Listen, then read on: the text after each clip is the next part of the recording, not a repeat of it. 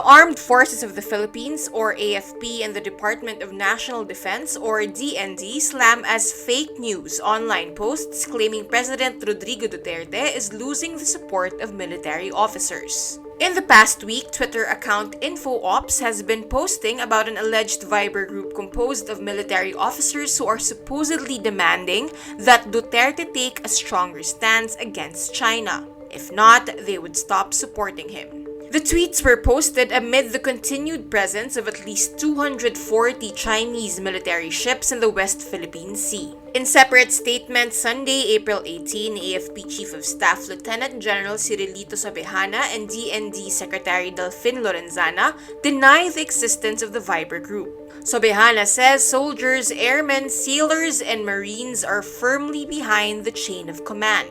He adds, the controversial posts aim to quote-unquote create panic and confusion and advises the public to remain calm. Lorenzana says DND officials will never be part of such a group. The West Philippine Sea is part of the South China Sea belonging to the Philippines, but China is falsely claiming it as its own. The Philippines detects 642 new cases of the more infectious United Kingdom and South Africa coronavirus variants. On Sunday, April 18, the Health Department logs 266 new cases of the UK variant and 351 new cases of the South African variant in the Philippines. It also logs 25 new cases of the P3 variant, which was first found in local samples in the Philippines. Meantime, after a nearly 2-week pause, the Philippines will resume the use of AstraZeneca's COVID-19 vaccine for people below 60 years old.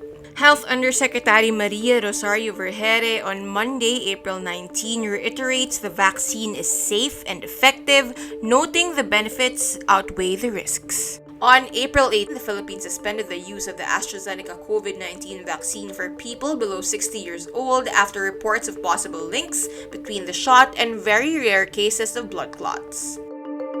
In related news, a study by consumer credit rating agency TransUnion finds 93% or 9 in 10 Filipino households suffered due to the pandemic.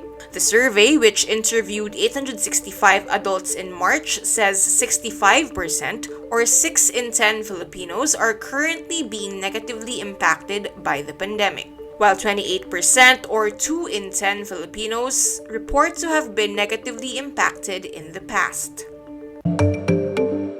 Malacañang refuses to see the rise of community pantries as a sign of the government's failure to ease the poor suffering amid the pandemic.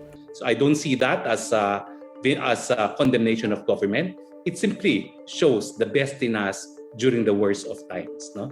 Recently, concerned citizens set up community pantries or carts stocked with food, hygiene products, masks, alcohol, and other basic necessities to help those who are badly affected by the pandemic. Critics say the different community pantries being organized in different places indicate gaps in the government's aid distribution program. The community pantry represents the best in the Filipino. I don't think anyone can claim to be a founder of that. I think this is a spontaneous movement amongst Filipinos. It's part of our psyche to help one another kapag meron talagang mga panahon ng pangangailangan. The community pantries are inspired by the one in Maginhawa Street, Quezon City, set up by Ana Patricia Non, who says she started it because she is tired of inaction. Roque admits there have been delays in the distribution of aid. We acknowledge po na 4 billion pa lang out of 23 billion ang naibibigay sa mga nangangailangan. Pero yan po ay dahil nga po sa pandemya na iniiwasan natin na magkaroon ng magkahawahan yung ating mga kababayan. In an interview with DZBB, Senator Panfilo Lacson sees these community efforts as a sign of desperation and an indication that people can no longer rely on government to help them. Former Vice President Jejo Marbinay echoes the sentiment in a tweet. The message behind the rise of community pantries is simple. When government is absent, we can look for each other. Hidilyn Diaz secures her spot in the Tokyo 2020 Olympics Sunday, April 18 at the 2021 Asian Weightlifting Championships in Uzbekistan. The Philippine weightlifting star finished 4th overall in the event. Diaz was stranded in Malaysia at the height of the pandemic and was unable to compete for an Olympic qualifier in Cali, Colombia. She decided to train in Malaysia for 14 months instead. She only needed to compete in one more Olympic qualifying tournament regardless of the medal outcome to seal her bid.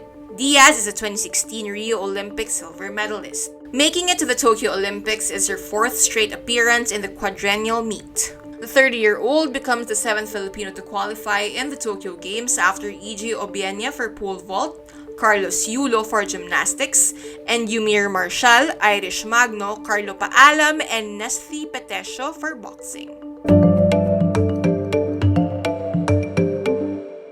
A video circulating online claims former Senator Bongbong Marcos has returned to power in the Malacañang palace.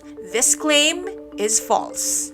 YouTube channel DDS News Info uploaded the video on April 9 with the title, "President Duterte called Marcos to assume his seat in Malacañang, Leni Robredo cried." The words "Marcos has sat and has returned to Malacañang" were visible at the bottom part of the video.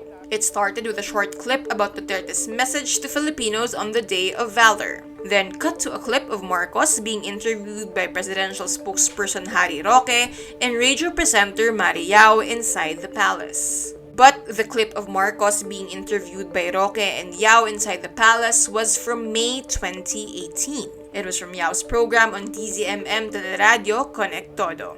During this time, Marcos's electoral protest versus Robredo was still ongoing. Marcos lost to Robredo by a slim margin in the 2016 elections. The Supreme Court unanimously dismissed Marcos's electoral protest on February 16, 2021.